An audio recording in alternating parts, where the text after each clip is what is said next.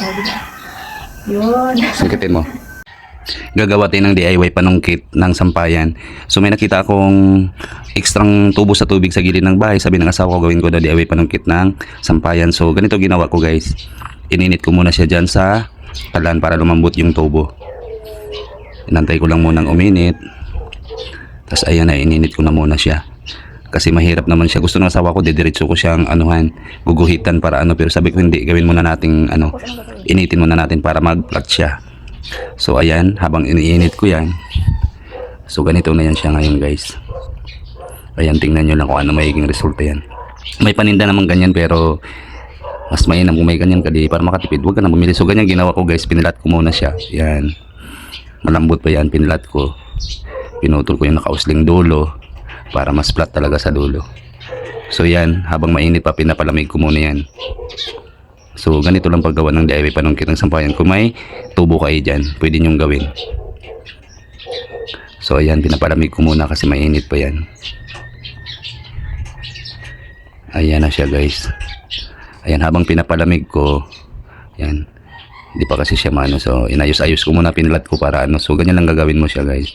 Ayan, anong malamig na matigas na yan. So kumuha ka lang ng medyo matalas na kutsilyo.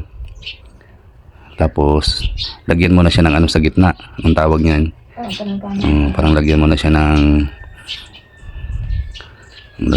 ng butas. Para diyan mo gagawin yung diyan mo isabit yung hanger. So napakadali lang siya gawin. Hindi ka nabibili, di ba? Kasi bibili ka pa, magkano din yan. Kung may mga tubo-tubo ka naman dyan na sobra sa gilid. So ganyan na lang ang gagawin nyo, guys. Madali lang. So kung nakaabot ka pa dito sa video na to, paki-like and comment naman at kung pwede paki-share na din, guys, para mapanood ng iba. Makakuha din sila ng idea na ganyan lang pala ang gagawin. So napakadali lang siya, guys. Ayan o.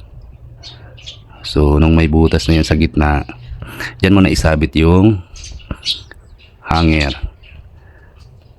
So yan lang siya, guys. Paki-like, comment and share, guys. Paki-comment na din kung taga saan ka para alam namin kung hanggang saan naabot tong video na to. So ito na, tapos na. Subukan na natin. Ayan na, sinubukan na. Ayan o, mataas kasi yung sampayan namin. Kaya yan, sampay na siya. Then pag iligpit mo, sungkitin mo na lang. So thanks for watching, guys. So ayan lang siya.